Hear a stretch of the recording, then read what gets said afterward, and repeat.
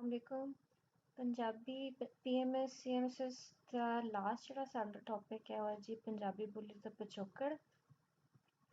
ਮੁਹੰਮਦ ਆਸਿਫ ਖਾਨ ਹੋਰਾਂ ਦੀ ਲਿਖਤ ਹੈ। ਇਹਨਾਂ ਨੇ ਇਹਦੇ ਬਾਰੇ 'ਚ ਲਿਖਿਆ ਤੇ ਅਸੀਂ ਇਹਨਾਂ ਦਾ ਹੀ ਕੰਸਰਨ ਜਿਹੜਾ ਇਹਨਾਂ ਦਾ ਹੀ ਜਿਹੜੀ ਥਿਊਰੀ ਹੈ ਪੰਜਾਬੀ ਬੋਲੀ ਬਾਰੇ ਉਹਨੂੰ ਹੀ ਕੰਸੀਡਰ ਕਰਨੇ ਆ। ਹੋਰ ਵੀ ਲੋਕਾਂ ਦੀ ਡੈਫੀਨਿਟਲੀ ਰਿਸਰਚ ਹੈ, ਉਹਨਾਂ ਨੇ ਬੜੀ ਇਹਦੇ ਉੱਤੇ ਜਿਹੜਾ ਕੰਮ ਕੀਤਾ ਹੈ ਇਹਦਾ ਪਿਛੋਕੜ ਜਾਣਨ ਵਾਸਤੇ। ਪਰ ਜਿਹੜਾ ਆਥੈਂਟਿਕ ਹੈ ਨਾ ਉਹ ਮੁਹੰਮਦ ਆਸਿਫ ਖਾਨ ਹੋਰਾਂ ਦਾ ਹੀ ਸਾਡੇ ਕੋਰਸ ਵਿੱਚ ਵੀ ਇਹ ਸ਼ਾਮਿਲ ਹੈ। ਅੱਛਾ, ਥੋੜੇ ਜਿਹੇ ਮੁਹੰਮਦ ਆਸਿਫ ਖਾਨ ਹੋਰਾਂ ਦਾ ਵੀ ਉਹਨਾਂ ਦੀ ਨਿੱਕੀ ਜਿਹੀ ਝਾਤ ਪਾ ਲੈਂਦੇ ਆ ਹੁਣ। ਅੱਛਾ, ਤੁਸੀਂ ਜਦੋਂ ਸ਼ੁਰੂ ਕਰੋਗੇ ਨਾ ਇਹ ਪੰਜਾਬੀ ਬੋਲੀ ਤੇ ਪਿਛੋਕੜ, ਇਹਦਾ ਸਵਾਲ ਤੇ ਜ਼ਰੂਰ ਆਉਂਦਾ ਹੈ ਤੇ ਅੰਡਰਸਟੂਡ ਸੀ ਗੱਲ ਹੈ। ਜ਼ਰੂਰ ਇੱਕ ਸਵਾਲ ਆਉਂਦਾ ਹੈ 15 ਨੰਬਰ ਦਾ, 15 ਨੰਬਰ ਦਾ ਹੀ ਹੁੰਦਾ ਹੈ ਲਸਾਨੀਆਤ ਜਾਂ ਪਿਛੋਕੜ, ਪਰ ਪ੍ਰੈਫਰੇਬਲ ਕੀ ਹੁੰਦਾ ਜੀ ਪਿਛੋਕੜ ਉੱਤੇ ਜ਼ਰੂਰ ਸਵਾਲ ਆਉਂਦਾ ਹੈ ਤੇ ਮੁਹੰਮਦ ਆਸਿਫ ਖਾਨ ਹੋਰਾਂ ਦੇ ਬਾਰੇ ਸਾਨੂੰ ਲਿਖਣਾ ਪੈਂਦਾ ਤੇ ਥੋੜਾ ਜਿਹਾ ਉਹਦੇ ਬਾਰੇ ਵਿੱਚ ਵੀ ਗੱਲ ਕਰਨੀ ਹੈ। ਇੱਕ ਸ਼ੇਰ ਹੈ ਜੀ, ਮੋਤੀ ਕਿਸੇ ਸੁਹਾਗਣ ਦੀ ਨੱਥ ਦਾ ਹਾਂ, ਟੁਕੜਾ ਕਿਸੇ ਪੰਜਾਬਣ ਦੀ ਵੰਗ ਦਾ ਹਾਂ। ਇਹ ਸ਼ੇਰ ਤੁਸੀਂ ਲਿਖ ਲਿਓ ਜਦੋਂ ਤੁਸੀਂ ਪੇਪਰ ਤੇ ਇਹ ਸਵਾਲ ਅਟੈਂਪਟ ਕਰਨ ਲੱਗੋ। ਮੁਹੰਮਦ ਆਸਿਫ ਖਾਨ ਬਾਰੇ ਕਿਹਾ ਜਾਂਦਾ ਜੀ ਪੰਜਾਬੀ ਦੇ ਜ਼ੁਬਾਨ ਦੇ ਬੜੇ ਅਦਬ ਦੇ ਜਿਹੜੇ ਨਾ ਪੰਜਾਬੀ ਅਦਬ ਦੇ ਕਦੀਮ ਤੇ ਅਜ਼ੀਮ ਨਸਰ ਨਿਗਾਰ ਨੇ। ਨੁਮਾਇਆ ਕੰਮ ਕੀਤਾ ਇਹਨਾਂ ਨੇ ਤੇ ਆਖਰੀ ਸਾਹ ਤੋੜੀ ਪੰਜਾਬੀ ਦਾ ਸਾਥ ਦਿੱਤਾ ਹੈ।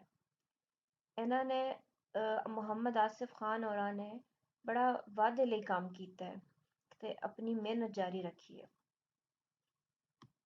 ਪੰਜਾਬੀ ਜ਼ੁਬਾਨ ਦੀ ਸੇਵਾ ਲਈ ਇਹਨਾਂ ਨੇ ਤਨ ਮਨ ਧਨ ਵਕਫ ਕਰ ਛੱਡਿਆ। ਆਪ ਦੀ ਉੱਚ ਪੱਧਰ ਦੀ ਅਮਲੀ ਕੋਸ਼ਿਸ਼ਾਂ ਪਾਰੋਂ ਹੀ ਪੰਜਾਬੀ ਜ਼ੁਬਾਨ ਤੇ ਅਦਬ ਨੂੰ ਫਰੋਗ ਵੀ ਮਿਲਿਆ ਹੈ।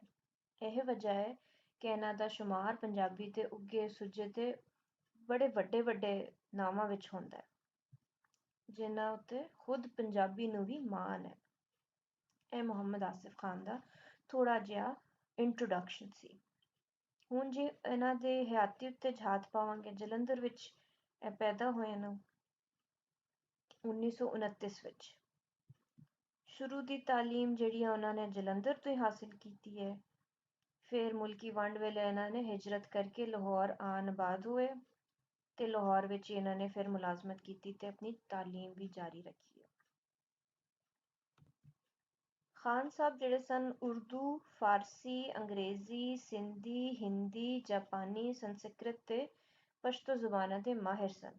ਕੰਮਕਾਰ ਬਾਰੇ ਗੱਲ ਕਰੀਏ ਤੇ ਜੀ ਖਾਨ ਸਾਹਿਬ ਨੇ 1960 ਵਿੱਚ ਪੰਜਾਬੀ ਰਸਾਲਾ ਪੰਜਾਬੀ ਅਦਬ ਦੇ ਨਾਂ ਨਾਲ ਜਾਰੀ ਕੀਤਾ ਸੀ। ਇਹਨਾਂ ਦੀਆਂ ਕੁਝ ਕਿਤਾਬਾਂ ਦੇ ਨਾਂ ਹਨ ਜੀ, ਜੰਗੇ ਹਿੰਦ ਪੰਜਾਬ, ਆਖਿਆ ਬਾਬਾ ਫਰੀਦ ਨੇ, ਹੀਰ ਦਮੂਰਦ, ਕਾਫੀਆਂ ਸ਼ਾਹ ਹੁਸੈਨ, ਆਖਿਆ ਬੁੱਲੇ ਸ਼ਾਹ ਨੇ ਤੇ ਆਖਿਆ ਖਵਾਜਾ ਫਰੀਦ ਨੇ। ਇਹ ਚੰਦ ਲਿਖਤਾਂ ਦੇ ਨਾਂ ਸਨ। 2000 ਵਿੱਚ ਹੀ ਇਹਨਾਂ ਦੀ ਵਫਾਤ ਹੋ ਗਈ ਹੈ।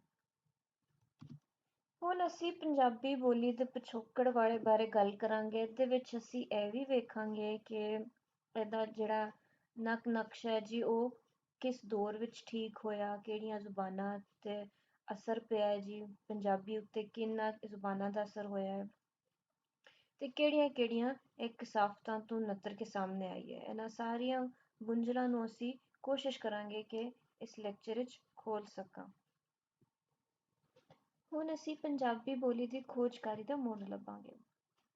ਕਿਹਾ ਜਾਂਦਾ ਜੀ ਪੰਜਾਬ ਦੀ ਧਰਤੀ ਤੇ ਵੰਨ-ਸੁਵੰਨੀਆਂ ਤਹਿਜ਼ੀਬਾਂ ਦਾ ਪਰਛਾਵਾਂ ਰਿਹਾ ਤੇ ਇਹਦੀ ਜਿਹੜੀ ਲਿਖਣ ਪੜ੍ਹਨ ਹੈ ਨਾ ਉਹ ਵੀ 5000 ਵਰ੍ਹੇ ਪੁਰਾਣੀ ਹੈ।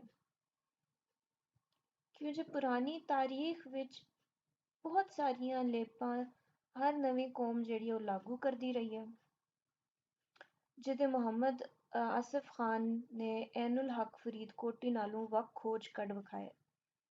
ਬਹੁਤ ਸਾਰੇ ਲੋਕਾਂ ਨੇ ਵੀ ਇਹਦੀ ਖੋਜਕਾਰੀ ਕੀਤੀ ਹੈ, ਜਿਵੇਂ ਇਹਦੇ ਵਿੱਚ ਮੁਹੰਮਦ ਆਸਿਫ ਖਾਨ ਦਾ ਵੀ ਬੜਾ ਨਾਂ ਹੈ ਤੇ ਮੁਹੰਮਦ ਆਸਿਫ ਖਾਨ ਹੋਰਾਂ ਦਾ ਨਜ਼ਰੀਆ ਹੈ ਕਿ ਜੀ ਪੰਜਾਬੀ ਜ਼ੁਬਾਨ ਜਿਹੜੀ ਹੈ ਉਦੋਂ ਵੀ ਇੱਥੇ ਬੋਲੀ ਜਾਂਦੀ ਸੀ ਜਦੋਂ ਆਰੀਆ ਕੌਮ ਇੱਥੇ ਨਹੀਂ ਆਈ ਸੀ। ਜਦੋਂ ਕਿ ਦੂਜਾ ਜਿਹੜਾ ਫਰੀਦਕੋਟੀ ਸਾਹਿਬ ਹੈ ਉਹ ਕਹਿੰਦੇ ਨੇ ਜੀ ਪੰਜਾਬੀ ਜ਼ੁਬਾਨ ਦੀਆਂ ਜੜ੍ਹਾਂ। ਇਹਦੇ ਵਿੱਚ ਉਹ ਕਹਿੰਦੇ ਨੇ ਕਿ ਗੈਰ ਆਰਿਆਈ ਨਜ਼ਰੀਏ ਜਿਹੜਾ ਹੈ ਨਾ, ਗੈਰ ਆਰਿਆਈ ਨਜ਼ਰੀਆ, ਉਹਨੂੰ ਇਹ ਰੱਦ ਕਰ ਦਿੰਦੇ ਨੇ। ਕਿਉਂ ਜੇ ਇੱਕ ਤਾਂ ਉਹ ਆਪਣੀ ਖੋਜ ਦੀ ਨੀਂਹ ਲਫ਼ਜ਼ਾਂ ਤੇ ਧਰਦੇ ਨੇ, ਜਦ ਕਿ ਲਫ਼ਜ਼ਾਲੀ ਜਿਹੜੀ ਸਾਂਝ ਹੈ ਨਾ ਉਹਦੀ ਲਸਾਨੀਆਤ ਵਿੱਚ ਕੋਈ ਅਹਿਮੀਅਤ ਨਹੀਂ ਹੁੰਦੀ। ਫਿਰ ਉਹਨਾਂ ਦਾ ਇਹ ਵੀ ਖਿਆਲ ਹੈ ਕਿ ਰਗਵੀਦ ਵਿੱਚ ਜ਼ਿਕਰ ਹੋਵੇ ਗੈਰ ਆਰਿਆਈ ਕਬੀਲਿਆਂ ਵੱਲ ਨਹੀਂ ਗਿਆ। ਤੇ ਦੂਜੇ ਪਾਸੇ ਇਹ ਵੀ ਹੈ ਕਿ ਉਹਨਾਂ ਨੇ ਵੇਦੀ, ਇਹ ਗੱਲ ਹੋ ਰਹੀ ਹੈ ਜੀ ਫਰੀਦਕੋਟੀ ਦੀ, ਠੀਕ ਹੈ, ਕਿ ਉਹ ਚਾਹੁੰਦੇ ਨੇ, ਉਹਨਾਂ ਨੇ ਗੈਰ ਆਰਿਆਈ ਨਜ਼ਰੀਏ ਨੂੰ ਰੱਦ ਕਰ ਦਿੱਤਾ ਹੈ। ਤੇ ਉਹ ਕਿਉਂ ਰੱਦ ਕੀਤਾ ਹੈ ਕਿ ਜੀ ਉਹ ਇਹਨਾਂ ਨੇ ਇੱਕ ਤੇ ਲਫ਼ਜ਼ਾਂ ਉੱਤੇ ਇਹਨਾਂ ਦੀ ਨੀਂਹ ਧਰੀ ਹੈ, ਆਪਣੀ ਖੋਜਕਾਰੀ ਦੇ ਇਹਨਾਂ ਨੇ ਨੀਂਹ ਲਫ਼ਜ਼ਾਂ ਉੱਤੇ ਧਰੀ ਹੈ ਕਿ ਜੀ ਲਫ਼ਜ਼ ਆਪਸ ਵਿੱਚ ਮਿਲਦੇ ਜੁਲਦੇ ਨੇ। ਜਿਵੇਂ ਆਰਿਆਈ ਜ਼ੁਬਾਨ ਵਿੱਚ ਲਫ਼ਜ਼ ਮਿਲਦੇ ਨੇ ਪੰਜਾਬੀ ਜ਼ੁਬਾਨ ਦੇ, ਸੰਸਕ੍ਰਿਤ ਵਿੱਚ ਮਿਲਦੇ ਨੇ, ਆਪ ਭਰਨਸ਼ ਹੈ, ਪ੍ਰਾਕ੍ਰਿਤ ਹੈ। ਪਰ ਉਹ ਕਹਿੰਦੇ ਨੇ ਜੀ ਇਹਨਾਂ ਨੇ ਉਹਦੀ ਗ੍ਰਾਮਰੀ ਬੁਣਤਰਾਂ ਨੂੰ ਵੀ ਜਿਹੜਾ ਨਾ ਕਦੇ ਨਹੀਂ ਛੂਇਆ। ਸੰਸਕ੍ਰਿਤ, ਪ੍ਰਾਕ੍ਰਿਤ, ਆਪ ਭਰਨਸ਼, ਇਹ 3-4 ਜ਼ੁਬਾਨਾਂ ਨੇ ਜਿਹਦੇ ਬਾਰੇ ਕਿਹਾ ਜਾਂਦਾ ਜੀ ਪੰਜਾਬੀ ਇਹਨਾਂ ਵਿੱਚੋਂ ਫੁੱਟੀ ਹੈ। ਪਰ ਕੀ ਖਿਆਲ, ਇੱਥੇ ਉਹਨਾਂ ਨੇ ਖਿਆਲ ਨੂੰ ਰੱਦ ਕੀਤਾ ਗਿਆ ਕਿ ਉਹਨਾਂ ਨੇ ਕਦੇ ਇਹਦੀ ਗ੍ਰਾਮਰੀ ਬੁਣਤਰ ਨੂੰ ਹੀ ਨਹੀਂ ਛੂਇਆ। ਹੁਣ ਇਹਨਾਂ ਦਾ ਵੇਰਵਾ ਅਸੀਂ ਬੋਲੀਆਂ ਵਿੱਚੋਂ ਕੱਢ ਕੇ ਕਰਾਂਗੇ, ਬੋਲੀਆਂ ਦਾ ਵੱਖੋ ਵੱਖ ਨਜ਼ਰੀਆ ਵੇਖਾਂਗੇ। 3 ਨਜ਼ਰੀਏ ਪੇਸ਼ ਕੀਤੇ ਨੇ ਜੀ। ਪਹਿਲਾ ਹੈ ਜੀ ਸੰਸਕ੍ਰਿਤ ਵੇਦੀ ਬੋਲੀ ਤੋਂ ਜਿਹੜੀ ਹੈ ਇਹਦੀ ਪੰਜਾਬੀ ਜ਼ੁਬਾਨ ਫੁੱਟੀ ਹੈ।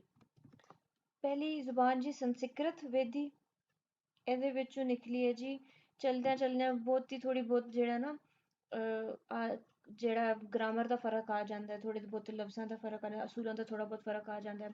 ਫਿਰ ਨਿਕਲੀ ਹੈ ਜੀ ਪ੍ਰਾਕ੍ਰਿਤ, ਤੇ ਫਿਰ ਹੁੰਦੀ ਹੁੰਦੀ ਆਪ ਭਰਨਸ਼ ਬਣੀ ਹੈ, ਤੇ ਜਿਸ ਤੋਂ ਜੋ ਕਿ ਹਿੰਦ ਆਰਾਈਆਂ ਬੋਲੀਆਂ ਬਣੀਆਂ ਨੇ ਜਿਹੜੀਆਂ ਨੇ ਪੰਜਾਬੀ, ਸਿੰਧੀ ਤੇ ਬੰਗਾਲੀ ਵਗੈਰਾ ਇਹਨਾਂ ਜ਼ੁਬਾਨਾਂ ਨੇ ਜਨਮ ਲਿਆ। ਇੱਕ ਨਜ਼ਰੀਆ ਤੇ ਇਹ ਹੋ ਗਿਆ। ਪਹਿਲਾਂ ਮੈਂ ਤੁਹਾਨੂੰ ਥੋੜਾ ਜਿਹਾ ਬਰੀਫ ਕਰਕੇ ਦੱਸ ਰਹੀ ਹਾਂ, ਫਿਰ ਹੈ ਨਾ 4 ਖਾਨਦਾਨਾਂ ਦਾ ਵੀ ਜ਼ਿਕਰ ਕਰਾਂਗੇ, ਮਿਲਦੇ ਜੁਲਦੇ ਨੇ, ਕੋਈ ਵੱਡੀ ਗੱਲ ਨਹੀਂ ਹੈ, ਠੀਕ ਹੈ। ਫਿਰ ਦੂਜਾ ਨਜ਼ਰੀਆ ਜੀ ਹਿੰਦ ਆਰਾਈ ਬੋਲੀਆਂ ਸਿੱਧੀਆਂ ਵੇਦੀ ਵਿੱਚੋਂ ਜੰਮੀਆਂ ਨੇ, ਠੀਕ ਹੈ। ਹਿੰਦ ਆਰਾਈ ਬੋਲੀਆਂ ਜਿਹੜੀਆਂ ਨੇ ਉਹ ਵੇਦੀ ਦੀ ਜੰਪਲ ਨੇ। ਫਿਰ ਤੀਜਾ ਨਜ਼ਰੀਆ ਜੀ ਪੰਜਾਬੀ ਖੁਦ ਇੱਕ ਗੈਰ ਆਰਿਆਈ ਬੋਲੀ ਹੈ, ਠੀਕ ਹੈ ਜੀ। ਪਹਿਲਾ ਆ ਗਿਆ ਸੰਸਕ੍ਰਿਤ, ਸੰਸਕ੍ਰਿਤ ਤੋਂ ਬਾਅਦ ਪ੍ਰਾਕ੍ਰਿਤ, ਪ੍ਰਾਕ੍ਰਿਤ ਤੋਂ ਬਾਅਦ ਅਭਰਨਸ਼, ਤੇ ਅਭਰਨਸ਼ ਤੋਂ ਬਾਅਦ ਜਿਹੜਾ ਨਾ ਪੰਜਾਬੀ, ਸਿੰਧੀ, ਬੰਗਾਲੀ ਇਹੋ ਜਿਹੀਆਂ ਜ਼ੁਬਾਨਾਂ ਨਿਕਲੀਆਂ ਨੇ। ਦੂਜਾ ਨਜ਼ਰੀਆ ਜੀ ਕਿ ਇਹ ਹਿੰਦ ਆਰਾਈ ਬੋਲੀਆਂ ਤੋਂ ਨਿਕਲੀ ਹੈ, ਡਾਇਰੈਕਟਲੀ ਹਿੰਦ ਆਰਾਈ ਬੋਲੀਆਂ ਤੋਂ ਨਿਕਲੀ ਹੈ, ਸਿੱਧੀਆਂ ਵੇਦੀ ਜ਼ੁਬਾਨ ਤੋਂ ਨਿਕਲੀਆਂ ਨੇ।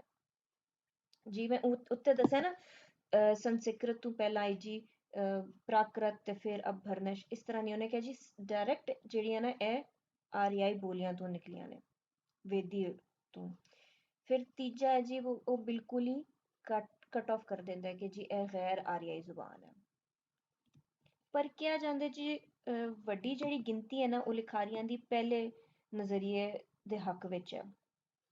ਕਿਉਂ ਜੇ ਇੱਕ ਤਾਂ ਇਹਨਾਂ ਬੋਲੀਆਂ ਵਿੱਚ ਚੌਥੇ ਵੇਦੀ ਤੇ ਸੰਸਕ੍ਰਿਤ ਲਫ਼ਜ਼ ਲੱਭਦੇ ਨੇ ਪੰਜਾਬੀ ਜ਼ੁਬਾਨ ਵਿੱਚ, ਪ੍ਰਾਕ੍ਰਿਤਾਂ ਬਾਰੇ ਲਿਖਤਾਂ ਕਿਤਾਬਾਂ ਵਿੱਚ ਵੀ ਇਸ ਨਜ਼ਰੀਏ ਨੂੰ ਦੁਹਰਾਇਆ ਗਿਆ, ਤੇ ਦੂਜਾ ਯੂਰਪੀ ਲਿਖਾਰੀਆਂ ਨੂੰ ਵੀ ਇਹ ਨਜ਼ਰੀਆ ਜਿਹੜਾ ਨਾ ਉਹ ਵਾਰਾ ਖਾਂਦਾ ਸੀ।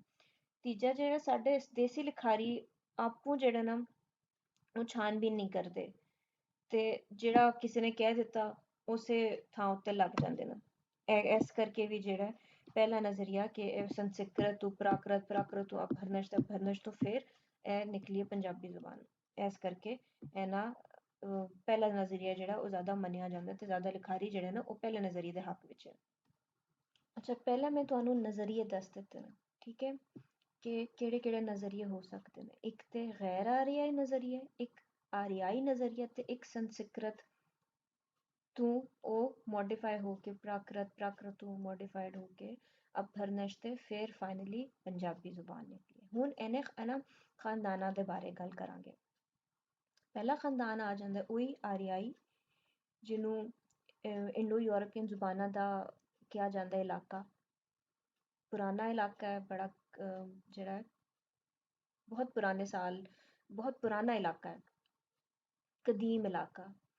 ਤੇ ਇਹਦੀਆਂ ਸ਼ਾਖਾਂ ਵੀ ਜਿਹੜੀਆਂ ਨੇ ਨਾ ਉਹ ਕਿਹੜੀਆਂ ਨੇ ਜੀ? ਫਾਰਸੀ ਹੋ ਗਈ, ਪਹਿਲਵੀ, ਸੰਸਕ੍ਰਿਤ, ਇਹਦੇ ਵਿੱਚੋਂ ਨਿਕਲੀਆਂ ਨੇ, ਹਿੰਦੁਸਤਾਨੀ ਔਰ ਹਿੰਦੁਸਤਾਨੀਆਂ ਜ਼ੁਬਾਨਾਂ। ਤੇ ਦੂਜਾ ਖਾਨਦਾਨ ਆਂਦਾ ਜੀ ਸਾਡੇ ਕੋਲ ਸਾਮੀ ਜ਼ੁਬਾਨਾਂ ਦਾ। ਇਹਦੇ ਵਿੱਚੋਂ ਹੋਰ ਜ਼ੁਬਾਨਾਂ ਵੀ, ਅਰਬੀ, ਇਬਰਾਨੀ ਵਗੈਰਾ ਤੇ ਦਰਾਵੜੀ ਜ਼ੁਬਾਨਾਂ ਦਾ ਵੀ ਕਿਹਾ ਜਾਂਦਾ ਹੈ ਕਿ ਉਹ ਕੈਟੇਗਰੀ ਇਹਦੇ ਵਿੱਚ ਆਂਦੀ ਹੈ ਸਾਮੀ ਜ਼ੁਬਾਨਾਂ ਵਿੱਚ। ਤੀਜਾ ਖਾਨਦਾਨ ਆਂਦਾ ਜੀ ਹਾਮੀ ਜ਼ੁਬਾਨਾਂ ਦਾ। ਇਹਦੇ ਵਿੱਚ ਕਦੀਮੀ ਮਿਸਰੀ ਜਿਹੜੀਆਂ ਜ਼ੁਬਾਨਾਂ ਨੇ, ਇਥੋਪੀ ਜ਼ੁਬਾਨਾਂ, ਉਹ ਸ਼ਾਮਿਲ ਨੇ। ਫਿਰ ਚੌਥਾ ਖਾਨਦਾਨ ਆਂਦਾ ਮੰਗੋਲ ਜ਼ੁਬਾਨਾਂ ਦਾ, ਤੇ ਇਹਦੇ ਵਿੱਚ ਜਿਹੜੇ ਨਾ ਯੂਨਾਨੀ ਤੇ ਤੁਰਕੀ ਤੇ ਹੋਰ ਮੰਗੋਲੀ ਜ਼ੁਬਾਨਾਂ ਸ਼ਾਮਿਲ ਨੇ। ਮੰਗੋਲ ਜ਼ੁਬਾਨਾਂ ਵਿੱਚ ਕਦੀਮੀ ਜਿਹੜੀ ਨਾ ਚੀਨੀ, ਜਾਪਾਨੀ ਜ਼ੁਬਾਨਾਂ ਵੀ ਸ਼ਾਮਿਲ ਨੇ। ਠੀਕ ਹੈ, ਇਹ ਖਾਨਦਾਨਾਂ ਦੇ ਬਾਰੇ 'ਚ ਵੰਡ ਹੋ ਗਈ। 4 ਖਾਨਦਾਨ ਨੇ, ਆਰਿਆਈ, ਸਾਮੀ, ਹਾਮੀ ਤੇ ਮੰਗੋਲ ਖਾਨਦਾਨ। ਠੀਕ ਹੈ, ਮੰਗੋਲ ਜ਼ੁਬਾਨਾਂ ਜਾਂ ਮੰਗੋਲ ਖਾਨਦਾਨ, 4 ਇਹ ਖਾਨਦਾਨ ਹੋ ਗਏ। ਆਰਿਆਈ ਜ਼ੁਬਾਨਾਂ ਵਿੱਚ ਸਾਡੀ ਜਿਹੜੀ ਵਸਤੀ ਏਸ਼ੀਆ ਦੀਆਂ ਜ਼ੁਬਾਨਾਂ ਨੇ ਜਾਂ ਹਿੰਦੁਸਤਾਨੀ ਜ਼ੁਬਾਨਾਂ ਜਿਹੜੀਆਂ ਨੇ ਕਲੈਕਟਿਵਲੀ ਸਾਰੀਆਂ, ਉਹ ਇਹਦੇ ਵਿੱਚੋਂ ਫੁੱਟਦੀਆਂ ਨੇ ਜਾਂ ਇਹਦੇ ਵਿੱਚ ਆਰਿਆਈ ਵਿੱਚ ਕਹਿਲਾਈ ਜਾਂਦੀਆਂ ਨੇ। ਇਸ ਖਾਨਦਾਨ ਵਿੱਚ ਹਿੰਦੁਸਤਾਨੀ ਜ਼ੁਬਾਨਾਂ ਨੇ ਸਾਰੀਆਂ। ਦੂਜਾ ਖਾਨਦਾਨ ਹੈ ਸਾਮੀ ਖਾਨਦਾਨ, ਇਹਦੇ ਵਿੱਚ ਦਰਾਵੜੀ ਜ਼ੁਬਾਨਾਂ ਨੇ, ਅਰਬੀ, ਇਬਰਾਨੀ ਵਗੈਰਾ ਵਗੈਰਾ ਵੀ ਸ਼ਾਮਿਲ ਨੇ। ਫਿਰ ਤੀਜਾ ਆ ਜਾਂਦਾ ਜੀ ਹਾਮੀ ਜ਼ੁਬਾਨਾਂ, ਇਹਦੇ ਵਿੱਚ ਜਿਹੜੀ ਹੈ ਕਦੀਮ ਮਿਸਰੀ ਜ਼ੁਬਾਨਾਂ, ਇਥੋਪੀ ਸ਼ਾਮਿਲ ਨੇ, ਇਹ ਸਾਰੀਆਂ ਜ਼ੁਬਾਨਾਂ ਨੇ। ਫਿਰ ਚੌਥਾ ਹੈ ਜੀ ਮੰਗੋਲ ਜ਼ੁਬਾਨਾਂ ਦਾ, ਤੇ ਇਹਦੇ ਵਿੱਚ ਤੁਰਕੀ ਵਗੈਰਾ ਜਿਹੜੀਆਂ ਨੇ ਮੰਗੋਲੀ ਜ਼ੁਬਾਨਾਂ, ਇਹਦੇ ਵਿੱਚ ਉਹ ਸ਼ਾਮਿਲ ਨੇ। ਹੁਣ ਅੱਗੇ ਆਂਦਾ ਜੀ ਮੰਡਾ ਕਬੀਲਾ। ਇਹ ਵੀ ਕਦੀਮ ਸਿੰਧ ਦਾ ਵਾਸੀ ਹੈ। ਅਜੇ ਤੱਕ ਜਿਹੜੀ ਖੋਜਕਾਰੀ ਕੀਤੀ ਹੈ ਨਾ, ਉਸ ਤੋਂ ਸਾਨੂੰ ਪਤਾ ਲੱਗਦਾ ਹੈ ਜੀ ਸਿੰਧ ਤੇ ਜਿਹੜਾ ਨਾ ਸਿੰਧ ਵਾਦੀ ਦਾ ਕਦੀਮ ਤਰੀਨ ਜਿਹੜਾ ਵਾਸੀ ਹੈ ਉਹ ਮੰਡਾ ਕਬੀਲਾ ਹੈ। ਇਹਦੇ ਤੇ ਰਹਿਣ ਵਾਲੇ ਲੋਕ ਜਿਹੜੇ ਰਾਜਸਥਾਨ ਦੇ ਵੀ ਨੇ, ਬਲੋਚਿਸਤਾਨ ਦੇ ਨੇ, ਹੜੱਪਾ, ਰੋਪੜ, ਲੋਥਲ, ਮਹਿੰਦੀਗੜ੍ਹ, ਮੋਨਜੋਡੋਰੋ ਤੇ ਕੋਟ ਡੀਜੀ ਵਗੈਰਾ, ਇਹ ਸਾਰੇ ਕਦੀਮ ਅਸਾਰਾਂ ਤੋਂ ਵੀ, ਆਰਿਆਵਾਂ ਤੋਂ ਵੀ ਪਹਿਲਾਂ ਦੀਆਂ ਤਹਿਜ਼ੀਬਾਂ ਦਰਿਆਫਤ ਹੋਈਆਂ ਨੇ। ਠੀਕ ਹੈ, ਇਹ ਗੱਲ ਨਹੀਂ ਹੈ ਕਿ ਜੀ ਸਿਰਫ ਪਹਿਲੇ ਕੋਈ ਆਰੀਆ ਆਏ ਸਨ, ਤੇ ਆਰਿਆਵਾਂ ਤੋਂ ਵੀ ਪਹਿਲਾਂ ਦੀਆਂ ਇਹ ਸਕਾਫਤਾਂ ਨੇ, ਤੇ ਡੈਫੀਨੇਟਲੀ ਉਹ ਲੋਕ ਵੀ ਕੋਈ ਜ਼ੁਬਾਨ ਬੋਲਦੇ ਹੋਣਗੇ। ਇਹ ਕਹਿਣਾ ਕਿ ਜੀ ਇਹ ਆਰੀਆ ਜ਼ੁਬਾਨ ਤੋਂ ਨਿਕਲੀ ਹੈ ਪੰਜਾਬੀ, ਇਹਨੂੰ ਨਿਗੇਟ ਕਰਦਾ ਹੈ, ਕਿਉਂਕਿ ਜਿਹੜੇ ਆਰੀਆ ਕੌਮ ਸੀ ਉਸ ਤੋਂ ਪਹਿਲਾਂ ਵੀ ਜਦੋਂ ਉਸ ਇਲਾਕੇ ਵਿੱਚ, ਉਸ ਜਗ੍ਹਾ ਵਿੱਚ ਕੋਈ ਲੋਕ ਰਹਿੰਦੇ ਸਨ, ਤੇ ਡੈਫੀਨੇਟਲੀ ਤਾਂ ਕੁਛ ਤਾਂ ਬੋਲਦੇ ਹੋਣਗੇ, ਤੇ ਕਹਿ ਸਕਦੇ ਨੇ ਕਿ ਜੀ ਉਹ ਪੰਜਾਬੀ ਬੋਲਦੇ ਸਨ ਜਾਂ ਹੋਰ ਕੋਈ ਜ਼ੁਬਾਨ ਹੋਏਗੀ। ਅੱਛਾ, ਮੰਡਾ ਜ਼ੁਬਾਨ ਤੇ ਪੰਜਾਬੀ ਜ਼ੁਬਾਨ ਦੇ ਬੇਸ਼ੁਮਾਰ ਸਾਂਝੇ ਲਫ਼ਜ਼ਾਂ ਤੋਂ ਇਹ ਗੱਲ ਵੀ ਸਾਨੂੰ ਪਤਾ ਲੱਗਦੀ ਹੈ ਕਿ ਪੰਜਾਬ ਦੇ ਖਿੱਤੇ ਵਿੱਚ ਮੰਡਾ ਕਬੀਲਿਆਂ ਦੀ ਆਬਾਦੀ ਵੇਲੇ ਇੱਥੇ ਉਹੀ ਜ਼ੁਬਾਨ ਬੋਲੀ ਜਾਂਦੀ ਸੀ ਜਿਹੜੀ ਅੱਜ ਪੰਜਾਬੀ ਅਖਵਾਂਦੀ ਹੈ। ਪਹਿਲੇ ਹੋ ਸਕਦਾ ਪੰਜਾਬੀ ਨੂੰ ਕੋਈ ਹੋਰ ਜ਼ੁਬਾਨ ਦਾ ਨਾਂ ਦਿੱਤਾ ਜਾਂਦਾ ਹੋਏ, ਬੋਲੀ ਇਹ ਜਾਂਦੀ ਹੋਏ, ਪਰ ਉਹਨੂੰ ਕਿਆ ਪੰਜਾਬੀ ਨਾ ਜਾਏ, ਕੋਈ ਹੋਰ ਜ਼ੁਬਾਨ ਦਾ ਨਾਂ ਹੋਏ। ਪਰ ਇਸ ਤਰ੍ਹਾਂ ਕਿਹਾ ਜਾਂਦਾ ਜੀ ਉਹ ਜਿਹੜੇ ਲੋਕ ਸਨ ਨਾ, ਉਹ ਵੀ ਪੰਜਾਬੀ ਹੀ ਇਸ ਤਰ੍ਹਾਂ ਹੀ ਮਿਲਦੀ ਜੁਲਦੀ ਕੋਈ ਜ਼ੁਬਾਨ ਬੋਲਦੇ ਸਨ। ਕਿਉਂ ਜੇ ਸ਼ਾਦੀ ਵਿਆਹ, ਜੰਮਣ, ਮੌਤ, ਰਸਮਾਂ ਤੇ ਤਿਉਹਾਰਾਂ ਦੇ ਬੇਸ਼ੁਮਾਰ ਲਫ਼ਜ਼ ਮੌਜੂਦ ਨੇ, ਜਿਵੇਂ ਮੰਡੀ, ਖੇਰੀ, ਪੀੜੀ, ਅਨਾਜ, ਪਾਣੀ, ਦਾਣਾ, ਠੀਕ ਹੈ, ਗੁੜ, ਬਬੋਲ, ਬਕਾਇਨ, ਬੜਾ, ਇਸ ਤਰ੍ਹਾਂ ਦੇ ਬਹੁਤ ਸਾਰੇ ਲਫ਼ਜ਼ ਨੇ ਜਿਹੜੇ ਉਹ ਲੋਕ ਬੋਲਦੇ ਸਨ, ਤੇ ਅੱਜ ਦੀ ਪੰਜਾਬੀ ਵਿੱਚ ਵੀ ਉਹ ਲਫ਼ਜ਼ ਸ਼ਾਮਿਲ ਨੇ, ਤੇ ਹੋ ਸਕਦਾ ਹੈ ਕਿ ਉਹ ਕੌਮ ਵੀ ਬੋਲਦੀ ਹੋ ਪੰਜਾਬੀ।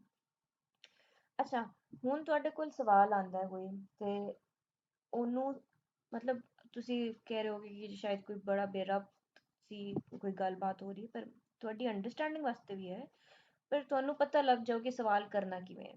ਸਵਾਲ ਕੋਈ ਆਵੇਗਾ ਤੇ ਤੁਸੀਂ ਥੋੜਾ ਜਿਹਾ ਪਹਿਲੇ ਉਹਨੂੰ, ਮੁਹੰਮਦ ਆਸਿਫ ਖਾਨ ਉੱਤੇ ਹੀ ਸਵਾਲ ਆਏਗਾ, ਠੀਕ ਹੈ, ਕਿਉਂਕਿ ਉਹਨਾਂ ਦੀ ਸਟੱਡੀ ਸਾਡੇ ਇਸ ਕੋਰਸ ਵਿੱਚ ਹੈ, ਉਹਨਾਂ ਨੂੰ ਹੀ ਪੜ੍ਹਨਾ ਹੈ ਤੇ ਉਹਨਾਂ ਦੇ ਹੀ ਨਾਂ ਲਿਖਣਾ ਹੈ, ਤੇ ਉਹਨਾਂ ਦੇ ਬਾਰੇ ਥੋੜਾ ਜਿਹਾ ਗੱਲਬਾਤ ਕਰੋਗੇ, ਫਿਰ ਤੁਸੀਂ ਪੰਜਾਬੀ ਦੇ ਨਜ਼ਰੀਏ ਦੱਸੋਗੇ, ਪੰਜਾਬੀ ਦੇ ਖਾਨਦਾਨਾਂ ਦੇ ਬਾਰੇ ਗੱਲ ਕਰੋਗੇ।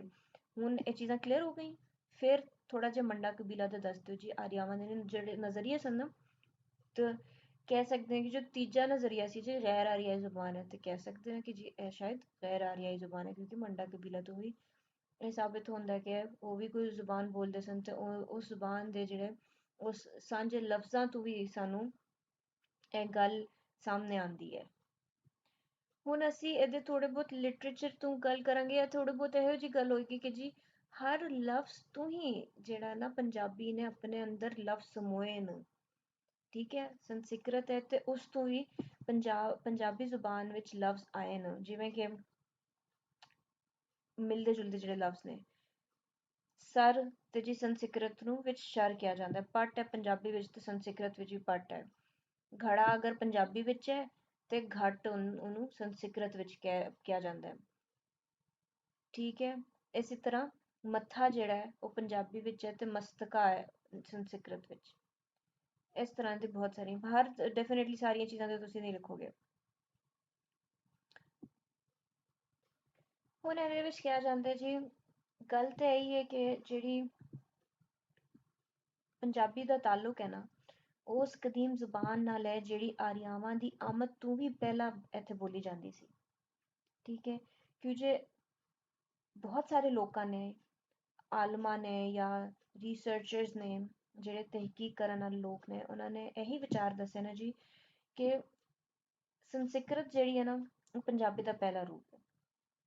ਪਰ ਇਹ ਵੀ ਤੇ ਗੱਲ ਹੈ ਨਾ ਕਿ ਜਿਹੜਾ ਆਰੀਆ ਲੋਕ ਆਏ ਨੇ, ਜਿਨ੍ਹਾਂ ਲੋਕਾਂ ਨੂੰ ਜਿਹੜੇ ਇਲਾਕੇ ਉਹਨਾਂ ਨੇ ਫਤਹ ਕੀਤੇ ਨੇ, ਜਿਹੜੇ ਲੋਕਾਂ ਨੂੰ ਮਫਤੂ ਬਣਾਇਆ, ਜਿਹੜੀ ਧਰਤੀ ਤੇ ਕਬਜ਼ੇ ਕੀਤੇ, ਉਹ ਕਿਹੜੀ ਜ਼ੁਬਾਨ ਬੋਲਦੇ ਸਨ? ਉਹ ਵੀ ਤੇ ਹੈ ਨਾ ਗੱਲ। ਉਹਨਾਂ ਦੀ ਤੇ ਆਪਣੀ ਸੰਸਕ੍ਰਿਤ ਜ਼ੁਬਾਨ ਹੋ ਗਈ ਆਰੀਆਂ ਦੀ, ਤੇ ਉਹ ਲੋਕ ਜਿਹੜੇ ਜਿਸ ਇਲਾਕਿਆਂ ਵਿੱਚੋਂ ਲੋਕ ਆਏ ਨੇ, ਆਰੀਆ ਲੋਕ ਆਏ ਨੇ, ਉਹ ਲੋਕੀ ਜਿਨ੍ਹਾਂ ਨੂੰ ਕਬਜ਼ਾ ਕੀਤਾ ਗਿਆ, ਜਿਨ੍ਹਾਂ ਉੱਤੇ ਕਬਜ਼ਾ ਕੀਤਾ ਗਿਆ, ਉਹ ਲੋਕੀ ਕਿਹੜੀ ਜ਼ੁਬਾਨ ਬੋਲਦੇ ਸਨ? ਇਸ ਕਰਕੇ ਜਦੋਂ ਕੋਈ ਕਿਸੇ ਵੀ ਜ਼ੁਬਾਨ ਦਾ ਕੋਈ ਸਾਨੂੰ ਤਜਜ਼ੀਆ ਕਰਨਾ ਪੈਂਦਾ ਤੇ ਅਸੀਂ ਉਹਦੀ ਸ਼ਹਾਦਤਾਂ ਨੂੰ ਵੀ ਸਾਹਮਣੇ ਰੱਖਦੇ ਹਾਂ। ਹੁਣ ਅਸੀਂ ਪੰਜਾਬੀ ਦਾ ਦਰਾਵੜੀ ਜ਼ੁਬਾਨ ਨਾਲ ਤਜਜ਼ੀਆ ਕਰਨੇ ਹਾਂ ਜਾਂ ਤਕਾਬਲੀ ਮੰਜ਼ਰ ਪੇਸ਼ ਕਰਨੇ ਹਾਂ। ਕਿਉਂ ਜੇ ਇਹਨਾਂ ਇਲਾਕਿਆਂ ਵਿੱਚ ਜਿਹੜੇ ਸਭ ਤੋਂ ਪਹਿਲਾਂ ਲੋਕ ਆਏ ਨੇ ਉਹ ਇਹੀ ਆਰੀਆ ਆ ਗਏ, ਦਰਾਵੜ ਆ ਗਏ, ਹਬਸ਼ੀ ਲੋਕ ਆ ਗਏ, ਸਹੀ।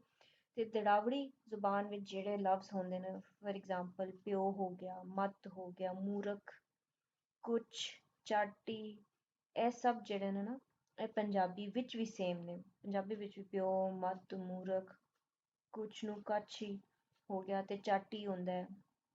ਇਸ ਤਰ੍ਹਾਂ ਦੇ ਬਹੁਤ ਸਾਰੇ ਲਫ਼ਜ਼ ਮਿਲਦੇ ਜੁਲਦੇ ਨੇ। ਹੁਣ ਕਿ ਜਿਹੜੇ ਪਿਛਲੇ ਅਸਾਂ ਵੇਖੇ ਸਨ ਨਾ ਸੰਸਕ੍ਰਿਤ ਵਿੱਚ, ਉਹ ਵੱਖੋ ਵੱਖ ਥੋੜੇ ਥੋੜੇ ਲਫ਼ਜ਼ ਸਨ। ਠੀਕ ਹੈ, ਪਰ ਇਹਦੇ ਵਿੱਚ ਕੀ ਹੈ ਕਿ ਕਿਉਂ ਜੇ ਬਹੁਤ ਸਾਰੇ ਲਫ਼ਜ਼ ਜਿਹੜੇ ਨੇ, ਮੈਕਸਿਮਮ ਜਿਹੜੇ ਲਫ਼ਜ਼ ਨੇ ਉਹ ਮਿਲਦੇ ਜੁਲਦੇ ਨੇ। ਐਵੇਂ ਚਾਰ ਪੰਜ ਤੁਹਾਨੂੰ ਐਗਜ਼ਾਮਪਲ ਦੱਸੀਆਂ ਨੇ, ਇਹ ਸੇਮ ਟੂ ਸੇਮ ਉਹੀ ਵਰਡਸ ਨੇ। ਤੇ ਕਿਹਾ ਜਾ ਸਕਦਾ ਹੈ ਕਿ ਇਹਦਾ ਮੁੱਢ ਜਿਹੜਾ ਪੰਜਾਬੀ ਜ਼ੁਬਾਨ ਦਾ ਉਹ ਸੰਸਕ੍ਰਿਤ ਨਹੀਂ, ਦਰਾਵੜੀ ਜ਼ੁਬਾਨ ਹੈ, ਜਿਹੜੀ ਦਰਾਵੜ ਆਰੀਆ ਲੋਕੀ ਦੇ ਆਉਣ ਤੋਂ ਵੀ ਪਹਿਲਾਂ ਬੋਲਦੇ ਸਨ। ਹੁਣ ਇਹ ਵੇਖੋ, ਦਰਾਵੜੀ, ਸੰਸਕ੍ਰਿਤ ਤੇ ਪੰਜਾਬੀ ਵਿੱਚ ਜਿਹੜੇ ਜਿਹੜੇ ਲਫ਼ਜ਼ਾਂ ਦਾ ਇਸਤੇਮਾਲ ਹੋਇਆ, ਕਨਕ ਹੈ, ਉਹ ਤਰੇਵੇਂ ਜ਼ੁਬਾਨਾਂ ਵਿੱਚ ਇੱਕੋ ਹੀ ਜਿਹਾ ਬੋਲਾ ਜਾਂਦਾ ਹੈ। ਮੁੱਖ ਹੈ ਤੇ ਦਰਾਵੜੀ ਵਿੱਚ ਮੁੱਖ ਹੈ, ਪਰ ਸੰਸਕ੍ਰਿਤ ਵਿੱਚ ਮੁੱਖ ਤੇ ਪੰਜਾਬੀ ਵਿੱਚ ਮੁੱਖ ਹੈ। ਘੜਾ, ਗੜ੍ਹਾ ਜਿਹੜਾ ਹੈ ਉਹ ਦਰਾਵੜੀ ਵਿੱਚ ਹੈ। ਘੋਟਕ ਹੈ ਜੀ ਸੰਸਕ੍ਰਿਤ ਵਿੱਚ, ਤੇ ਘੋੜਾ ਉਹਨੂੰ ਪੰਜਾਬੀ ਵਿੱਚ ਕਿਹਾ ਜਾਂਦਾ ਹੈ। ਫਿਰ ਫੁੱਲ ਹੈ ਤੇ ਪੰਜਾਬੀ ਵਿੱਚ ਫੁੱਲ ਹੈ, ਤੇ ਪਸ਼ਪ ਸੰਸਕ੍ਰਿਤ ਵਿੱਚ ਹੈ ਤੇ ਪੁੱਲ ਦਰਾਵੜੀ ਵਿੱਚ ਹੈ। ਸਹੀ, ਇਸ ਤਰ੍ਹਾਂ ਤੇ ਅਲਫਾਜ਼ ਜਿਹੜੇ ਨੇ ਮੈਕਸਿਮਮ ਜਿਹੜੇ ਹਨ ਸਾਊਂਡ ਵਾਈਜ਼ ਤੇ ਲਿਖਣ ਵਾਈਜ਼ ਉਹ ਦਰਾਵੜੀ ਤੋਂ ਮਿਲਦੇ ਜੁਲਦੇ ਨੇ। ਆਰੀਆ ਜਿਹੜੀ ਕੌਮ ਹੈ ਇਸਲਾਮ ਤੋਂ ਪਹਿਲਾਂ ਦੀ ਕੌਮ ਹੈ, ਤੇ ਜਿਹੜੇ ਆਰੀਆ ਲੋਕ ਸਨ ਉਹ ਆਪਣੀ ਸੰਸਕ੍ਰਿਤ ਨੂੰ ਬੜੀ ਸ਼ਾਇਸਤਾ ਜ਼ੁਬਾਨ ਕਿਹਾ ਜਾਂਦਾ ਸੀ, ਸਮਝਦੇ ਸਨ। ਤੇ ਜਿਹੜੇ ਉਧਰ ਤੇ ਉਹਦਾ ਵਸਨੀਕ ਲੋਕ ਸਨ ਉਧਰ ਤੇ ਉਸ ਇਲਾਕੇ ਦੇ ਰਹਿਣ ਵਾਲੇ ਜਿਹੜੇ ਲੋਕ ਸਨ ਪ੍ਰਾਕ੍ਰਿਤ ਇਸਤੇਮਾਲ ਕਰਦੇ ਸਨ, ਤੇ ਉਹਨੂੰ ਉਹ ਗੈਰ ਸ਼ਾਇਸਤਾ ਜਾਂ ਜਿਹੜੀ ਹੈ ਨਾ ਫਜ਼ੂਲ ਜ਼ੁਬਾਨ ਸਮਝਦੇ ਸਨ। ਤੇ ਕਦੇ ਕਦੇ ਉਹ ਇਹ ਵੀ ਕਹਿੰਦੇ ਸਨ ਜੀ ਸੰਸਕ੍ਰਿਤ ਜਿਹੜੀ ਉਹ ਦਿਓਬਾਨੀ ਜ਼ੁਬਾਨ ਹੈ, ਤੇ ਜਿਹੜੀ ਪ੍ਰਾਕ੍ਰਿਤ ਹੈ ਉਹ ਨਾਗਬਾਨੀ ਯਾਨੀ ਸੱਪਾਂ ਦੀ ਜ਼ੁਬਾਨ ਹੈ। ਤੇ ਕਦੇ ਕਦੇ ਉਹ ਉਹਨੂੰ ਸ਼ੈਤਾਨ ਦੀ ਜ਼ੁਬਾਨ ਵੀ ਆਖਦੇ ਸਨ। ਫਿਰ ਪ੍ਰਾਕ੍ਰਿਤ ਨੇ ਕੀ ਕੀਤਾ, ਅਦਬੀ ਚੋਲਾ ਪਾਇਆ ਤੇ ਉਹ ਪਾਲੀ ਬਣ ਗਈ। ਇਸੇ ਤਰ੍ਹਾਂ ਕਰਕੇ ਜਿਹੜਾ ਨਾ ਫਿਰ ਹੌਲੀ ਹੌਲੀ ਜਦੋਂ ਜ਼ੋਰ ਘਟਿਆ ਚੀਜ਼ਾਂ ਦਾ, ਲੋਕਾਂ ਦਾ, ਆਰੀਆ ਕੌਮ ਦਾ, ਠੀਕ ਹੈ, ਤੇ ਸੰਸਕ੍ਰਿਤ ਜਿਹੜੀ ਹੈ ਦਰਬਾਰਾਂ ਦੀ ਜ਼ੁਬਾਨ ਬਣ ਗਈ, ਤੇ ਪਾਲੀ ਜਿਹੜੀ ਉਹ ਅਦਬੀ ਜ਼ੁਬਾਨ ਹੋ ਗਈ। ਫਿਰ ਹੌਲੀ ਹੌਲੀ ਜਦੋਂ ਇਸਲਾਮ ਆਇਆ, ਤੇ ਇਸਲਾਮ ਤੋਂ ਬਾਅਦ ਪੰਜਾਬੀ ਜ਼ੁਬਾਨ ਉੱਤੇ ਹੋਰ ਵੀ ਬਹੁਤ ਸਾਰੀ ਜ਼ੁਬਾਨਾਂ ਦਾ ਅਸਰ ਆਇਆ, ਜਿਵੇਂ ਕਿ ਅਰਬੀ ਹੋ ਗਈ, ਇਹਦੇ ਉੱਤੇ ਯੂਨਾਨੀ ਜ਼ੁਬਾਨ ਦਾ, ਫਾਰਸੀ ਜ਼ੁਬਾਨ ਦਾ, ਇਹਨਾਂ ਦਾ ਵੀ ਬੜਾ ਅਸਰ ਹੋਇਆ ਹੈ। ਠੀਕ ਹੈ, ਇਹਨਾਂ ਵਿੱਚ ਬਹੁਤ ਸਾਰੇ ਲਫ਼ਜ਼ ਵੀ ਸਾਨੂੰ ਮਿਲਦੇ ਨੇ। ਫॉर एग्जांपल ਕਾਨੂੰਨ ਹੋ ਗਿਆ, ਉਹ ਯੂਨਾਨੀ ਲਫ਼ਜ਼ ਹੈ। ਤੇ ਫਿਰ ਉਰਦੂ ਦਾ ਵੀ ਆਇਆ ਹੈ ਨਾ ਬਾਅਦ ਦੇ, ਜਦੋਂ ਇੰਡੋ ਪਾਕ ਦੀ ਗੱਲ ਹੁੰਦੀ ਹੈ ਤੇ ਉਹਦੇ ਵਿੱਚ ਵੀ ਜਦੋਂ ਉਰਦੂ ਜ਼ੁਬਾਨ ਆਈ ਹੈ, ਜਿਹੜੀ ਫਾਰਸੀ ਤੋਂ ਕਿਹਾ ਜਾਂਦਾ ਨਿਕਲੀ ਹੈ, ਤੇ ਉਰਦੂ ਦੇ ਵੀ ਬਹੁਤ ਸਾਰੇ ਜ਼ੁਬਾਨ ਪੰਜਾਬੀ ਜ਼ੁਬਾਨ ਨੇ ਆਪਣੇ ਅੰਦਰ ਸਮੋ ਲਏ ਨੇ। ਅੱਛਾ, ਕਾਨੂੰਨ ਲਿਖਿਆ ਜਾਂਦਾ ਹੈ ਕਾਫ ਅਲਿਫ ਕਾ ਨਾਲ ਯੂਨਾਨੀ ਜ਼ੁਬਾਨ ਵਿੱਚ, ਲੇਕਿਨ ਕਾਨੂੰਨ ਹੁੰਦਾ ਪੰਜਾਬੀ ਵਿੱਚ ਸਫੂਫ ਸੋਫੂਸ ਸੌਰੀ ਸੂਫੀ ਹੁੰਦਾ ਪੰਜਾਬੀ ਵਿੱਚ, ਤੇ ਸੋਫੂਸ ਹੈ ਜੀ ਯੂਨਾਨੀ ਵਿੱਚ। ਫਿਰ ਇਸੇ ਤਰ੍ਹਾਂ ਬਲਗਮ ਪੰਜਾਬੀ ਦਾ ਲਫ਼ਜ਼ ਹੈ, ਤੇ ਫਲਗਮ ਜਿਹੜਾ ਯੂਨਾਨੀ ਲਫ਼ਜ਼ ਹੈ। ਇਸ ਤਰ੍ਹਾਂ ਕਰ ਕਰਕੇ ਬਹੁਤ ਸਾਰੇ ਲਫ਼ਜ਼ ਪੰਜਾਬੀ ਜ਼ੁਬਾਨ ਨੇ ਆਪਣੇ ਅੰਦਰ ਲਏ ਨੇ। ਫਿਰ ਇਹਦੇ ਉੱਤੇ ਅਰਬੀ ਜ਼ੁਬਾਨ ਦਾ ਵੀ ਚੋਲਾ ਪਿਆ ਹੈ, ਉਹਦਾ ਵੀ ਰੰਗ ਚੜਿਆ, ਤਸਬੀਹ, ਤਰਾਵੀ। ਠੀਕ ਹੈ, ਇਹ ਅਰਬੀ ਲਫ਼ਜ਼ ਨੇ, ਪਰ ਪੰਜਾਬੀ ਵਿੱਚ ਤਰਾਬੀ ਤੇ ਤਸਬੀਹ ਕਿਹਾ ਜਾਂਦਾ ਹੈ। ਗਰੀਬ ਅਰਬੀ ਲਫ਼ਜ਼ ਹੈ, ਪਰ ਗਰੀਬ ਕਿਹਾ ਜਾਂਦਾ ਪੰਜਾਬੀ ਵਿੱਚ। ਫਾਰਸੀ ਵੀ ਹੈ ਜੀ, ਕੁਰਤਾ ਪੰਜਾਬੀ ਤੇ ਫਾਰਸੀ ਦੋਵੇਂ ਵਿੱਚ ਕੁਰਤਾ ਹੈ। ਸ਼ਾਬਾਸ਼ ਫਾਰਸੀ ਵਿੱਚ ਵੀ ਹੈ ਤੇ ਪੰਜਾਬੀ ਵਿੱਚ ਵੀ ਹੈ। ਦੰਗਲ ਜਿਵੇਂ, ਉਹ ਵੀ ਦੋਵਾਂ ਵਿੱਚ ਇੱਕੋ ਹੀ ਵਰਡ ਹੈ। ਹੁਣ ਪੰਜਾਬੀ ਲਫ਼ਜ਼ ਦਾ ਇਰਤਕਾ ਕਦੋਂ ਹੋਇਆ, ਜਿਹਨੂੰ ਅਸੀਂ ਪੰਜਾਬੀ ਕਹਿੰਦੇ ਆ, ਇਹ ਕਦੋਂ, ਇਹ ਲਫ਼ਜ਼ ਕਦੋਂ ਜੰਮਿਆ?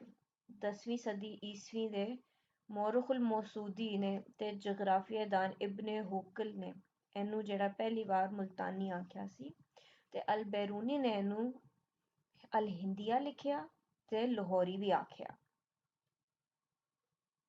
ਫਿਰ ਅਮੀਰ ਖੁਸਰੋ ਨੇ ਲਾਹੌਰੀ ਦਾ ਨਾਂ ਦਿੱਤਾ ਇਹਨੂੰ, ਤੇ ਅਬੁਲ ਫਜ਼ਲ ਨੇ ਆਇਨ ਅਕਬਰੀ ਵਿੱਚ ਇਹਨੂੰ ਮੁਲਤਾਨੀ ਲਿਖਿਆ। ਤੇ ਸਭ ਤੋਂ ਪਹਿਲਾ ਜਿਹੜਾ ਇਹਨੂੰ ਪੰਜਾਬੀ ਕਿਹਾ ਗਿਆ ਲਫ਼ਜ਼, ਉਹ ਹਾਫਿਜ਼ ਬਰਖੁਰਦਾਰ ਰਾਂਝਾ ਨੇ ਵਰਤਿਆ। ਠੀਕ ਹੈ, MCQs ਵਿੱਚ ਵੀ ਆ ਸਕਦਾ ਹੈ ਕਿ ਇਹ ਲਫ਼ਜ਼ ਕਿੰਨੇ ਕਿੰਨੇ ਵਰਤੇ। ਮੁਲਤਾਨੀ ਜਿਹੜਾ ਲਫ਼ਜ਼ ਹੈ ਜੀ, ਉਹ ਆਇਨ ਅਕਬਰੀ ਵਿੱਚ ਜਿਹੜਾ ਨਾ ਅਬੁਲ ਫਜ਼ਲ ਨੇ ਵਰਤਿਆ। ਤੇ ਉੱਤੇ ਅਗਰ ਅਸੀਂ ਗੱਲ ਕਰੀਏ, ਜੋਗਰਾਫੀਦਾਨ ਜਿਹੜਾ ਇਬਨ ਹੋਕਲ, ਉਹਨੇ ਵੀ ਪਹਿਲੀ ਵਾਰੀ ਵਰਤਿਆ। ਫਿਰ ਅਲ ਬੈਰੂਨੀ ਨੇ ਵੀ ਇਹਨੂੰ ਲਾਹੌਰੀ ਕਿਹਾ ਤੇ ਅਲ ਹਿੰਦੀਆ ਕਿਹਾ, ਪਰ ਥੋੜੀ ਜਿਹੀ ਸ਼ਾਇਦ ਜ਼ਰਾ ਪੁਰਾਣੀ ਹੋ ਜਾਂਦੀ ਹੈ। ਅਮੀਰ ਖੁਸਰੋ ਥੋੜੇ ਨਵੇਂ ਨੇ ਅਲ ਬੈਰੂਨੀ ਤੋਂ, ਤੇ ਇਸ ਕਰਕੇ ਲਾਹੌਰੀ ਲਫ਼ਜ਼ ਜਿਹੜਾ ਅਲ ਬੈਰੂਨੀ ਨੇ ਸੌਰੀ ਅਮੀਰ ਖੁਸਰੋ ਨੇ ਕਿਹਾ, ਤੇ ਮੁਲਤਾਨੀ ਅਬੁਲ ਫਜ਼ਲ ਨੇ ਕਿਹਾ। ਤੇ ਪੰਜਾਬੀ ਲਫ਼ਜ਼ ਜਿਹੜਾ ਪੰਜਾਬੀ ਲਫ਼ਜ਼ ਕਿੰਨੇ ਕਿਹਾ ਜੀ? ਬਰਖੁਰਦਾਰ ਰਾਂਝਾ, ਹਾਫਿਜ਼ ਬਰਖੁਰਦਾਰ ਰਾਂਝਾ ਨੇ। ਇਹਦੇ ਵਿੱਚ ਮੁਗਲਿਆਈ ਦੌਰ ਵੀ ਆਉਂਦੇ, ਕਿਉਂਕਿ ਉਹਦੇ ਉੱਤੇ ਵੀ ਉਰਦੂ ਜ਼ੁਬਾਨ ਜਦੋਂ ਆਈ ਹੈ ਜਾਂ ਹੋਰ ਜ਼ੁਬਾਨਾਂ ਆਈਆਂ ਨੇ, ਤੇ ਪੰਜਾਬੀ ਦੇ ਉੱਤੇ ਉਹਦਾ ਵੀ ਬੜਾ ਅਸਰ ਹੈ। ਇੱਕ ਇਹ ਸਵਾਲ PMS ਵਿੱਚ ਵੀ ਆਉਂਦਾ ਹੈ ਕਿ ਜੀ ਪੰਜਾਬੀ ਉੱਤੇ ਕਿਹੜੀਆਂ ਕਿਹੜੀਆਂ ਜ਼ੁਬਾਨਾਂ ਦਾ ਅਸਰ ਹੈ, ਤੇ ਇਹਦੇ ਵਿੱਚ ਜਿਹੜੀਆਂ ਗੱਲਾਂ ਮੈਂ ਤੁਹਾਨੂੰ ਦੱਸੀਆਂ ਨੇ, ਤੁਸੀਂ ਉਹ ਵੀ ਲਿਖ ਸਕਦੇ ਹੋ। ਮੁੱਕਦੀ ਗੱਲ ਹੈ, ਇਹਨੂੰ ਇੱਕ ਰੀਡ ਕਰ ਲਈ ਜੀ ਇੱਕ ਬਾਰ। ਠੀਕ ਹੈ, ਗੱਲ ਅਖੀਰਲੀ ਹੈ ਜੀ ਕਿ ਸੰਸਕ੍ਰਿਤ ਤੋਂ ਨਹੀਂ ਨਿਕਲੀ, ਸਗੋਂ ਦਰਾਵੜੀ ਬੋਲੀਆਂ ਵਿੱਚੋਂ ਹੈ ਪੰਜਾਬੀ ਜ਼ੁਬਾਨ ਵੀ। ਤੇ ਅੱਗੇ ਜਿਹੜੇ ਨਾ ਥੋੜੇ ਜਿਹੇ ਸ਼ਾਰਟ ਨੋਟਸ ਨੇ, ਉਹ ਤੁਸੀਂ ਜ਼ਰਾ ਵੇਖ ਲਿਓ ਤਾਂ ਕਿ ਤੁਹਾਡੀ ਆਸਾਨੀ ਹੋ ਜਾਵੇ। ਠੀਕ ਹੈ, ਰਾਈਟਿੰਗ ਥੋੜੀ ਜਿਹੀ ਗੰਦੀ ਹੈ ਕਿਉਂਕਿ ਮੇਰੀ ਰਾਈਟਿੰਗ ਨਹੀਂ ਹੈ, ਖੈਰ ਵੇਖ ਲਿਓ ਤੁਸੀਂ। ਥੋੜਾ ਜਿਹਾ ਸ਼ਾਰਟ ਬੁਲੇਟ ਪੁਆਇੰਟਸ ਨੇ, ਕਿਹੜੀ ਕਿਹੜੀ ਜ਼ੁਬਾਨਾਂ ਨੇ, ਨਜ਼ਰੀਏ ਕਿਹੜੇ ਨੇ। ਪਹਿਲੇ ਵੇਖੋ ਜੀ, ਪੁਰਾਣਾ ਨਜ਼ਰੀਆ ਸੀ ਜੀ ਆਰੀਆ ਜ਼ੁਬਾਨ ਦਾ, ਸੰਸਕ੍ਰਿਤ ਦੀ ਧੀ ਮਤਦੇ ਸਨ। ਫਿਰ ਨਵਾਂ ਨਜ਼ਰੀਆ ਜੀ ਉਹ ਗੈਰ ਆਰੀਆਈ ਜ਼ੁਬਾਨ ਹੋ ਗਈ, ਦਰਾਵੜੀ ਜ਼ੁਬਾਨ ਤੋਂ ਨਿਕਲੀ ਹੈ। ਫਿਰ ਬਰਸਗੀਰ ਹਿੰਦੁਸਤਾਨ ਦੀ ਤਾਰੀਖ ਦਾ ਆਗਾਜ਼ ਆਰੀਆ ਤੋਂ ਹੋਇਆ, ਫਿਰ ਆਰੀਆ ਦੀ ਜ਼ੁਬਾਨ ਸੰਸਕ੍ਰਿਤ ਸੀ, ਇਸ ਤਰ੍ਹਾਂ ਦੀ। ਫਿਰ ਇਸ ਲਈ ਇਹਨੂੰ ਕਿਹਾ ਜਾਂਦਾ ਜੀ ਸੰਸਕ੍ਰਿਤ ਵਿੱਚੋਂ ਨਿਕਲੀ ਹੈ। ਫਿਰ ਆ ਜਾਂਦੇ ਜੀ ਹੋਰ ਵੀ ਨਜ਼ਰੀਏ ਨੇ। ਦੂਜਾ ਹੈ ਜੀ ਗੈਰ ਆਰੀਆਈ ਜ਼ੁਬਾਨ, ਉਹ ਨਵਾਂ ਨਜ਼ਰੀਆ ਬਰਸਗੀਰ ਦੀ ਕਦੀਮ ਜ਼ੁਬਾਨ ਹੈ, ਦਰਾਵੜੀ ਦੇ ਕੁੰਬੇ ਵਿੱਚ ਹੈ। ਬਰਸਗੀਰ ਆਰੀਆਵਾਂ ਦੀ ਕੌਮ ਦੇ ਆਉਣ ਤੋਂ ਪਹਿਲੇ ਸੀ ਦਰਾਵੜੀ ਜਿਹੜੀ ਕੌਮ ਹੈ। ਠੀਕ ਹੈ, ਇਹ ਥੋੜਾ ਜੀ ਤੁਸੀਂ ਰੀਡ ਆਊਟ ਕਰ ਲਿਓ ਜੀ।